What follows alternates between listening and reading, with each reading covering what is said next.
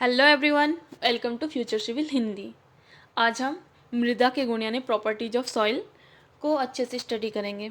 कल हमने सॉइल के बारे में जाना, सॉइल मैकेनिक्स क्या होता है, उसकी परिभाषा क्या है, क्या डेफिनेशन है वो देखा, सॉइल के टाइप्स देखे, सॉइल के क्या निर्माण कैसे होता है, ये सब हमने कल के इंट्रो वाले जो पार्ट है उसमें पढ़ लिया। तो आज हम मृदा के गुण के बारे में पढ़ेंगे।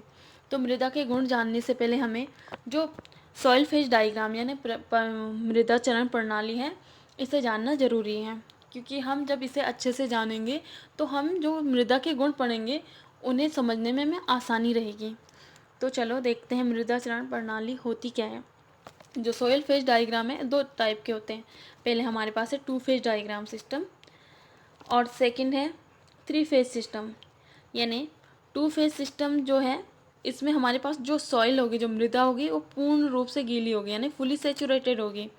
और जो 3 फेज सिस्टम है वो आंशिक रूप से गीली होगी, यानी कुछ भाग उसमें गीला होगा, कुछ सूखा होगा और कुछ में वायु होगी, वो पार्शियली सेचुरेटेड होगी। तो देखते हैं 3 फेज डायग्राम। जो हमारा 3 फेज डायग्राम है, तो मैंने जैसे कि ऊपर बताया आपको, ये आंशिक रूप से गीला होता है, यानी ये पार्शियली सेचुरेटेड होता है। इसमें वायु भी होगा, जल भी होगा, मृदा भी। देखो वायु भी है इसमें, जल भी है और मृदा भी। तो इसमें कुछ पार्ट जो है मृदा का है, कुछ पार्ट जल का है और कुछ वायु का है। अब देखते हैं। अब आप देख रहे हैं ये जो है इतना, ये वॉल्यूम ऑफ एयर है। जो ये है ये हमारा वॉल्यूम ऑफ एयर है, यानी जो हमारा वायु का आयतन है। ये हमारा ये पार्ट है वाटर का आयतन। और ये हमारा हो गया है सॉलिड का आयतन, यानी मृदा का आयतन, जल का आयतन और वायु का आयतन। और ये हमारे पास हो गया है वायु का भार, जल का भार और ये सॉलिड का भार यानी मृदा का भार। तो अब देखते हैं, जो हमारे पास 2 फेज डायग्राम बनता है उसमें हमें 2 टाइप से हम डायग्राम बनाते हैं। पहला जो डायग्राम होगा उसमें हम कुछ पार्ट मृदा लेंगे और कुछ जल लेंगे, और जो दूसरा है वो कुछ पार्ट में तो हम वायु लेंगे, कुछ मृदा के साथ वायु लेंगे और पहले वाले में मृदा के साथ वाटर। तो अब आप नदी किनारे चले जाओ, झील किनारे चले जाओ, या कहीं भी ऐसी जगह जहाँ पे पानी में मिट्टी बिल्कुल गीली हो, आप उस मिट्टी को हाथ में निकालेंगे तो देखेंगे उससे पानी टपक रहा होगा और उसमें वायु बिल्कुल भी नहीं होगी। वो ये हमारा डायग्राम बनता है। इसमें हमारा वाटर और मृदा होगी, क्योंकि जो मृदा में रिक्त स्थान होते हैं, जो वॉइड्स होते हैं, उन्हें वाटर या वायु ही भरता है। या तो जल उस स्थान को, रिक्त स्थान को भरेगा, या हमारी वायु। तो वायु तो अब, क्योंकि जो रिक्त स्थान है उसे जल ने पूरा कर लिया है, जल ने उस स्थान को भर दिया है। जो मृदा सैंपल होगा, मान लो ये मृदा सैंपल है और इसमें छोटी छोटी जगह हैं जहाँ पे हमें या तो वायु से भरेगा वो, या तो जल से। अब ये क्योंकि जल से बिल्कुल गीली है ये मिट्टी, इसमें वायु की तो कहीं जगह बची ही नहीं, वो वायु की जगह भी वाटर ने ले ली, इसलिए इसमें मृदा के साथ जल हमने लिया है। इसमें वायु तो होगी नहीं। सेकंड, हम जो डायग्राम लेते हैं उसमें हम मृदा के साथ वायु लेते हैं। आप जो शुष्क जगह है, जैसे राजस्थान चले जाओ, राजस्थान में जो रेगिस्तान, वहाँ पे पानी की जहाँ पे कमी हो, जो कम पानी वाले इलाके होते हैं, वहाँ पे ये सैंपल बनता है। ये जो हमारा डायग्राम है उन स्थानों के लिए है, क्योंकि वहाँ पे पानी तो है नहीं। अब जो हमारी मिट्टी है वो बिल्कुल सूखी होती है, तो अब जब पानी है नहीं तो उसमें जो मृदा में जो वॉइड्स हैं, जो रिक्त स्थान है, उसे कौन भरेगा? वायु भरेगी। तो दूसरे फेज में हम जो लेते हैं, दूसरे डायग्राम में, वो मृदा के साथ वायु लेते हैं। तो अब आपने ये देख लिया, वी ए होता हमारा वायु का आयतन, वी डब्ल्यू होता है जल का आयतन, वी एस होता हमारा मृदा का आयतन, वी डब्ल्यू है वायु का भार, डब्ल्यू ए है हमारा वायु का भार, डब्ल्यू एस हमारा मृदा का भार है, और डब्ल्यू डब्ल्यू पानी का भार। तो हम कुल भार देखते हैं, जो टोटल वेट है वो क्या होता है। तो कुल भार, अब तीनों चीज़ जो सैंपल में हमने लिए हैं, जल हो गया आपका, जल ले लिया, वायु हो गया हमारा, और जो मृदा के साथ जल, वायु और मृदा, जो तीनों चीज़ हैं, इन्हें हमने लिया, इनका जो भार है उन्हें देखा। तो अब हमने WA plus WW plus WS लिया। अब हमने भार किया तो हमारे पास जो टोटल वेट है वो क्या आ जाएगा, क्योंकि WA जो है एयर का भार बिल्कुल जीरो, एयर का भार तो जीरो होता है, तो हमारे पास बचा WW प्लस WS यानी weight of water plus weight of solid. तो हमारे पास पानी का भार और मृदा का भार बचा, तो हमारा टोटल वेट क्या हो जाएगा, WT is equal to WW plus WS। इसी तरह से कुल आयतन, अब कुल आयतन हमारा VT से हम डिनोट करते हैं। ये हम तीनों चीज़ का आयतन लेते हैं, VA एयर का, वाटर का और सॉलिड का, यानी हवा, पानी और मृदा का हम आयतन वो लेते हैं, इन तीनों को जोड़ते हैं आपस में, क्योंकि अब हवा है उसका भी अपना कुछ आयतन होगा ही, और वाटर का भी अपना आयतन होता ही है, और सॉलिड का तो आयतन होगा ही होगा। तो इन तीनों का हम आयतन जोड़ते हैं, वही हमारा कुल आयतन निकलता है। अब देखते हैं रिक्तता आयतन, वॉल्यूम ऑफ वॉइड्स। रिक्तता क्या होती है हमारी, जो सॉइल में जगह बचती है, जैसे हमने सॉइल में, ये सॉइल के कण हैं, जो इसके बीच में जगह है, मान लो ये हमारे सॉइल के कण हैं, रेड वाले आप देख रहे होंगे, ये हरी जो जगह बच रहे हैं ये बीच बीच में, ये रिक्तता होती है। तो इन्हें कौन फिल करता है, या तो हवा या पानी। तो हम क्या लेते हैं, वो रिक्तता voids of volume of voids is equal to volume of air plus volume of water, क्योंकि ये रिक्तता वाटर और एयर, वायु और जल ही भर सकते हैं, तो हम दोनों को लेते हैं। तो हमारा क्या हो जाएगा, टोटल जो हम रिक्तता का अनुपात, जो टोटल वॉल्यूम हमारे पास क्या हो जाएगा इसका, VV प्लस VS, क्योंकि वॉल्यूम ऑफ वॉइड्स क्या हमारे पास,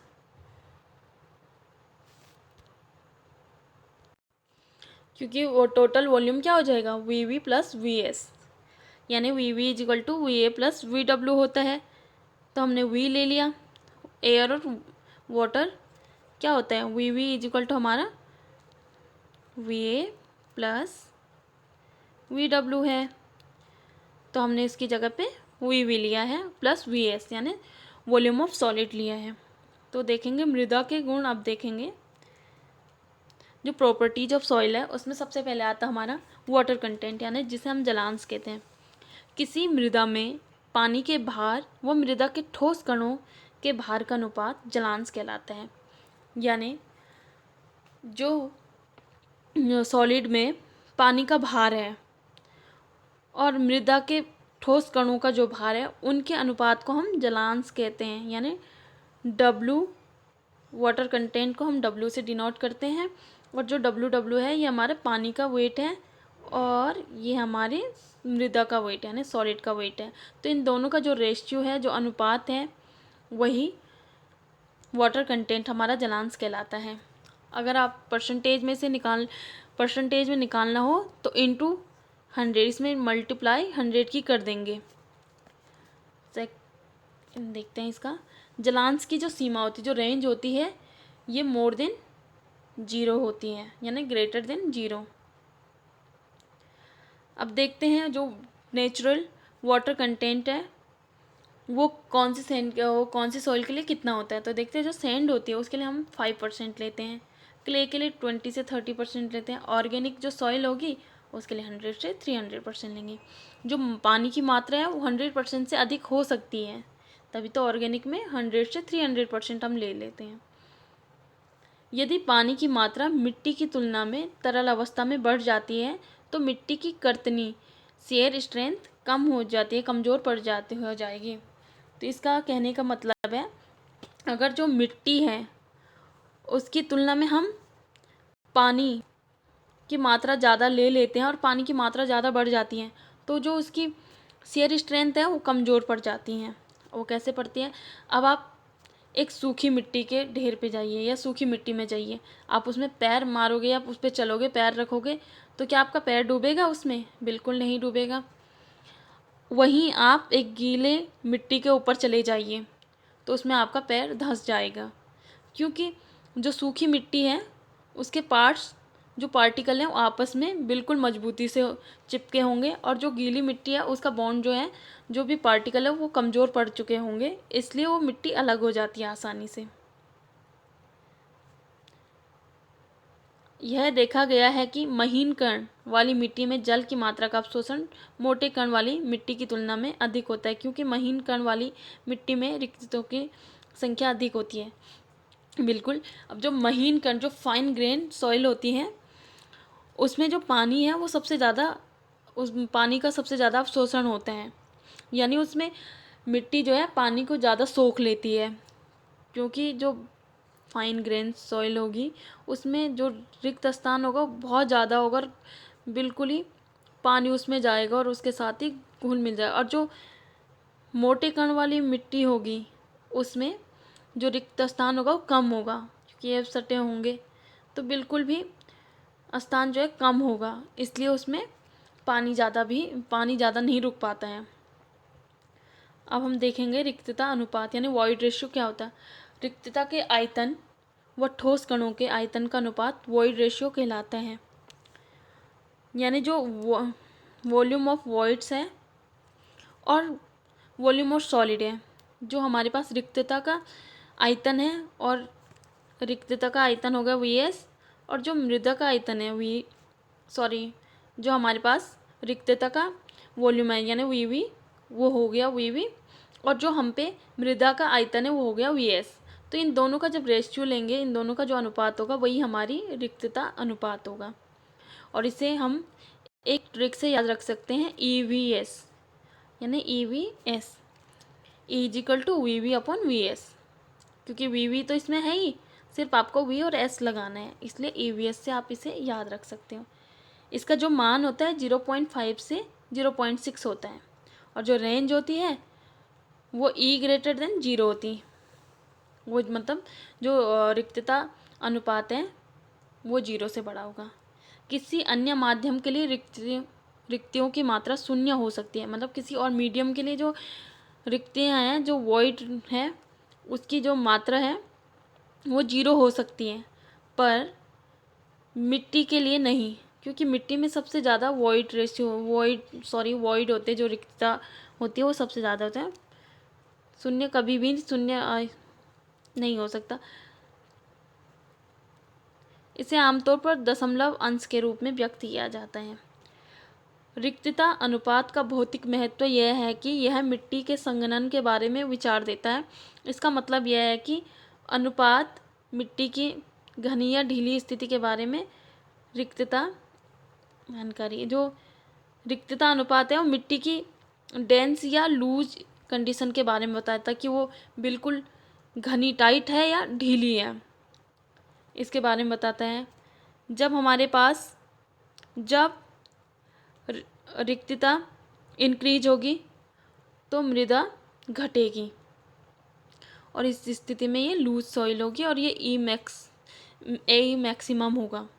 और जब हमारा वॉइड रेशियो घटेगा तो जो है सॉलिड का हो जाएगा, और ये डेंस स्टेट में होगा, और ये ई मिनिमम होगा। एक नोट है, इसे देख लीजिए। Void ratio value for Sandy soil, जो वॉइड रेशियो का रिक्तता अनुपात का मान है वो सैंडी सॉइल के लिए कितना होता है। ई मिनिमम होता है 0.35 और ई मैक्सिमम होता है 0.91। अब देख लेते हैं ये इनका ऑर्डर, जो रिक्तता अनुपात क्रम है वो किस तरीके से होता है। सबसे पहले क्ले में सबसे ज़्यादा रिक्तता होती है, उसके बाद सिल्ट में, उसके बाद सैंड में, उसके बाद ग्रेवल्स हैं, और लास्ट में बोल्डर्स। यानी क्ले जो होती है सबसे महीन कण वाली मिट्टी होती है, इसमें सबसे ज़्यादा रिक्तता होती है, और पानी भी सबसे ज़्यादा इसी में भरता है, या मतलब सबसे ज़्यादा ये पानी को सोखती है। उसके बाद सिल्ट में क्ले के मुकाबले कम रिक्तता होती है, और सैंड में इससे ज़्यादा ही कम होती है। जो ग्रेवल होते हैं यानी पत्थर वत्थर होते हैं, उनमें तो बिल्कुल ही कम होती जाती है, उनमें सबसे कम हो। और उसके बाद बोल्डर्स यानी बहुत बड़े बड़े पत्थर जो होते हैं, उनमें तो पानी रुकता ही नहीं है, उनमें रिक्तता होती ही नहीं है। तो इस हिसाब से इसका जो ऑर्डर होगा वो क्ले, सिल्ट, सैंड, ग्रेवल और बोल्डर लास्ट में आएगा। आप ये याद रखना, ये इम्पोर्टेंट है। सी हमारे पास सरंध्रता है, जिसे हम पोरोसिटी कहते हैं। पोरोसिटी की डेफिनेशन तो ये मृदा में रिक्तता के अनुपात व कुल आयतन का अनुपात सरंध्रता कहलाती है। पोरोसिटी को हम एन से डिनोट करते हैं, यानी मृदा में रिक्तता का अनुपात। वॉल्यूम ऑफ वॉइड और कुल आयतन यानी टोटल वॉल्यूम का जो रेशियो होगा, जो अनुपात होगा, वही हमारी पोरोसिटी होगी, वही हमारी सरंध्रता होती है। किसी भी सॉइल की पोरोसिटी 100 या 1 से अधिक नहीं हो सकती। किसी भी सॉइल की जो पोरोसिटी है 100 कभी भी 100 नहीं हो सकती, और या 1 से अधिक नहीं हो सकती हैं, 1 से कम ही होगी। अब आता हमारे पास संतृप्ति अंश यानी degree of saturation. Degree of saturation मतलब वो कंडीशन जब हमारे पास जो सॉयल सैंपल है वो बिल्कुल पानी से भरा हो। तो देखते हैं, किसी सॉइल में पानी के आयतन व सॉइल में रिक्तता का आयतन का अनुपात डिग्री ऑफ सेचुरेशन कहलाते हैं। और हम डिग्री ऑफ सेचुरेशन को किससे, एस से डिनोट करते हैं। तो ये क्या कह रहा है, volume of water, volume of voids के अनुपात को ही हम क्या कहते हैं, डिग्री ऑफ सेचुरेशन। इसकी जो रेंज होती है वो 0 भी हो सकती है और 100 भी हो सकती है। इसका वैल्यू या तो 100 होगी या 1 होगी। 0 को हम 1 ही मान लेते हैं। शुष्क मृदा के लिए डिग्री ऑफ सेचुरेशन हमेशा 0 होता है। जो शुष्क मृदा ड्राई जो होगी उसमें पानी नहीं होगा तो वो 0 होगा। अभी हम डायग्राम देख लेते हैं। ये सेचुरेशन का डायग्राम है। ये हमारा है डिग्री ऑफ सेचुरेशन DOS, और ये हमारे हैं वाटर कंटेंट। तो हमने एक डायग्राम लिया, मान लो ये 100 तक का 100% पर हमने इसमें 40 तक का लिया। W0, W1, W2, W3, W4 यानी water content 0, water content first, water content second, water content third और फोर्थ। तो हम देखते हैं, जब 0 पे हमने 0 डिग्री ऑफ सेचुरेशन 0 लिया तो हमें क्या, इस पे क्या होगा, इस पे जो डायग्राम है वो हमें दर्शाएगा ये शुष्क है। इसमें डिग्री ऑफ सेचुरेशन क्या है, 0 है, तो ये शुष्क होगी, इसमें पानी ही नहीं है तो ड्राई होगी मिट्टी, जो सॉइल है वो बिल्कुल ड्राई मिलेगी। अब इसके बाद हम थोड़ा ऊपर गए, W1 से 0.25 तक हमने देखा, तो इसमें हमारा क्या बन रहा, ह्यूमिडिटी, यानी जो ह्यूमिड होता है, आपने गर्मियों के मौसम में देखा थोड़ी थोड़ी नमी होती है, वही उसी को ह्यूमिड कहते हैं। ये नमी, इसमें थोड़ी नमी पाई जाएगी। हम थोड़ा ऊपर चले 0.5 को W2 से वाटर कंटेंट हमने W2 लिया, और जो डिग्री ऑफ सेचुरेशन है मैं उसे 0.5 लिया।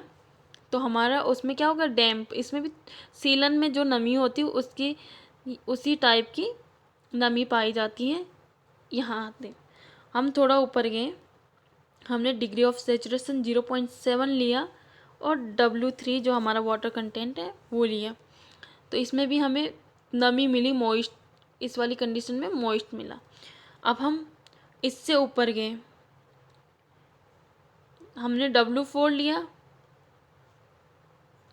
और 1 लिया, जो हमने इसमें हमें संतृप्त यानी सेचुरेटेड वो मिलेगी, बिल्कुल ये गीला होगा, क्योंकि सेचुरेशन की जो है वो 1 से 100 हो सकता है, या तो 1 होता है या 100 होता है, उससे नीचे नहीं होता है। उससे नीचे हल्की गीली हो सकती है, ड्राई हो सकती है, इसीलिए ये डायग्राम में 1 पे ये बिल्कुल संतृप्त है, सेचुरेटेड है। अब देखते हैं वायु की मात्रा।